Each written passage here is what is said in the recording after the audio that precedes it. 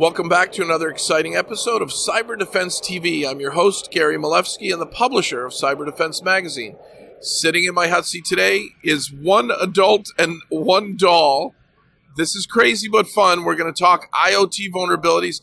It's Ken Monroe, one of the founding partners of PenTestPartners. Ken, welcome. Hey, how you doing? And what's the website? So it's PenTestPartners.com. PenTestPartners.com. You started over the pond in the UK. Yep. You have offices in the US. And there's something going on in California about regulations and IoT. Well, that's why I brought my special friend along with me today. Who is this special friend? So this is my friend Kayla. Kayla. Now, she's an interactive talking kids dolly. The idea is that your child can talk to her. It can listen, hear the question, and then respond from a mobile app, from a smartphone. She's really interesting, but not very secure. I'm going to show you, actually, some wacky things you can do. So the way she works, she has a Bluetooth connection. She has a speaker and a microphone. Wi-Fi too? No Wi-Fi, but... Okay, Bluetooth, speaker, microphone. Which means she's effectively a Bluetooth headset. So you can connect it to your cell phone and actually take phone calls on the dolly if you wish. You get some very odd looks, though, particularly when you're driving. Maxwell's smart. Phone calls on the dolly. He used to use a shoe. Now we're going to use a doll. You can. She will talk. You can take a phone call on this little device if you want. I'm not going to do it, but I believe you. Yeah. So that's all very well. But the problem is the way that they connect to the cell phone, the mobile app, is done over Bluetooth. And when you connect to your cell to your car, you have to put a PIN in, right? So a 6-digit number. It's very easy. Yeah, exactly. But that creates a secure connection. Whereas with her, there's no PIN. No PIN. No PIN at all. So this is open Bluetooth. It's also unencrypted. Yep. So you can easily connect to the dolly from outside on the street and send any audio you want to the doll. So the doll will say what you've said. Yep. That's going to scare kids if a bad guy does this. But remember, it's not just a speaker, it's a microphone too. So she actually works as a bug.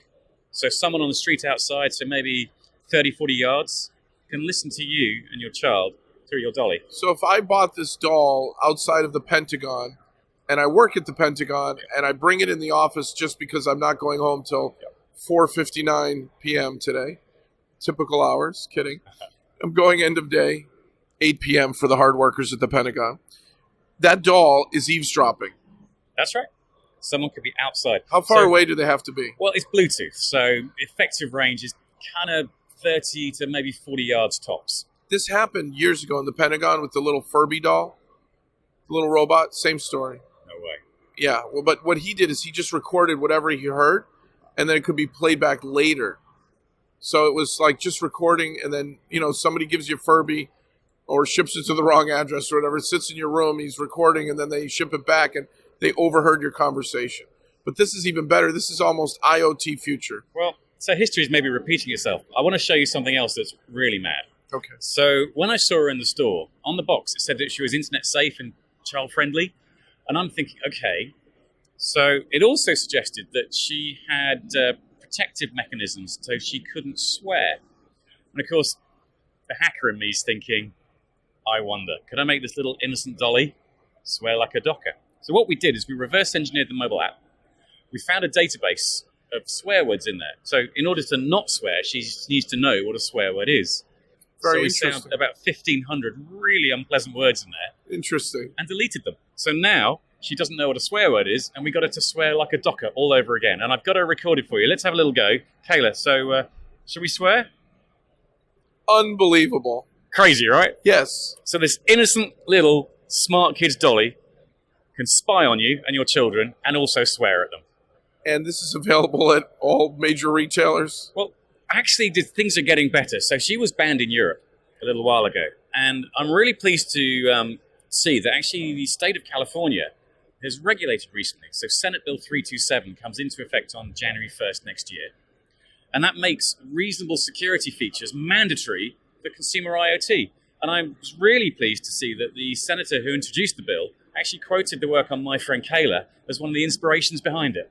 And is your work on this with Kayla on PenTestPartners.com's website? Yeah, you can go and find it all there, and a lot of other research on other crazy, vulnerable IoT devices too. I've heard you've done some amazing IoT vulnerability research, and there's some website out there in the world that shows people where there's wireless routers or routers vulnerable. Mm-hmm. Do you track where IoT devices are going? Do you have some website like Shodan or something? Well, there's a great website called wiggle.net, and that's a war driving database. And it means if the IoT device uses wireless, you can often spot exactly where they are in the world when they're first set up. So you've got the GPS coordinates of where the smart devices are in people's homes. But that's because of the MAC address and it's on Wi-Fi. Yeah.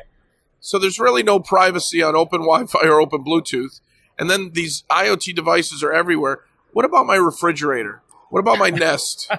So refrigerators are interesting. So 3 years ago at DEF CON in Las Vegas, we showed how you could steal the email credentials, so the username and password, from a smart refrigerator over Wi-Fi. So you could drive down the street and pinch your email details. Does that mean you could you also do other things like turn off the refrigerator? But at the time, all we could do was actually get the email details. But if we'd had more time to spend in it, I'm pretty confident by reverse engineering the firmware, we could have found ways to remote control it. Now, what's interesting is people who are in the 500 million Yahoo breach, the Yahoo emails, the passwords they use to Yahoo happen to be the same passwords they use at Gmail, right? So if you get someone's password and you find out what their email is, you probably can gain administrative access to their IoT device. It's a real problem, actually. One of the easiest ways to compromise someone's IoT device is reuse passwords. It's just so common. And I would recommend that. Go to Troy Hunt's website, haveibeenpwned.com. What's the website again? Have I been pwned? Have I been PWNED? PWNED, pwned. Yep. As in, have I been hacked? Yeah. .com. Have I been pwned.com. That's the one. Put your email address there, and it'll tell you if your email account was associated with any big data breaches. Wow. Now, cool. Is this one of your team members? Nope. He's just a really cool security researcher based in Australia. You guys are cool researchers. What does PenTest Partners do in a commercial way? Oh, okay. So we are pen testers and red teamers.